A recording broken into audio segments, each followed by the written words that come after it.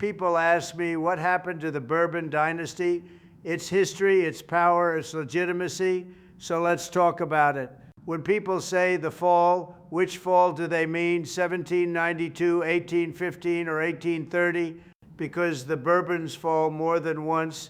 The big original collapse starts with the French Revolution. France has debt, bad harvest, bread prices going crazy, and a political system people think is rigged for the elite. Louis XVI cannot control the crisis, and the revolutionaries decide they're done with monarchy. In 1792, the monarchy is abolished. In January 1793, Louis XVI is executed. That is not just a leader getting replaced, it is the entire Bourbon idea of divine, inherited rule being publicly rejected. Then you get revolutionary government, terror, instability, and eventually Napoleon. After Napoleon's wars exhaust France and Europe, the great powers want stability. So the Bourbons come back in 1814 with Louis XV, and again after Napoleon's brief return in 1815. This is the Bourbon Restoration.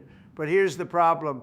France has changed. There are new laws, new property owners, and people who want constitutional limits.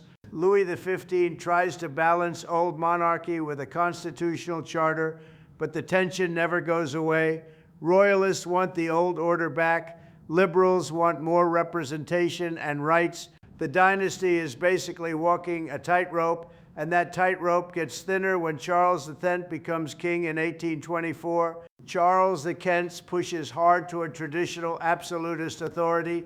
He favors the church and old aristocracy, and he acts like the revolution never permanently changed anything. And in politics, that is a huge mistake because people remember. They don't forget losing rights or being shut out.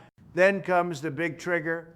In July 1830, Charles X issues the July Ordinances. They restrict the press, dissolve the legislature, and narrow the voting electorate. It's a power grab and it's direct. So Paris rises up in what becomes the July Revolution, the 3 glorious days, July 27th to 29. Charles then abdicates. The senior Bourbon line is effectively finished in France. Instead, Louis Philippe takes power as King of the French, which is a very different message. It says legitimacy comes from the nation and citizens, not simply from bloodline and divine right. So the fall of the Bourbon dynasty is really about repeated failure to adapt. The first fall is revolution and execution, 1792 to 1793. The second is after restoration, when the dynasty returns but overreaches and the public rejects it again in 1830. In modern terms, they lost the country's trust and they lost the future.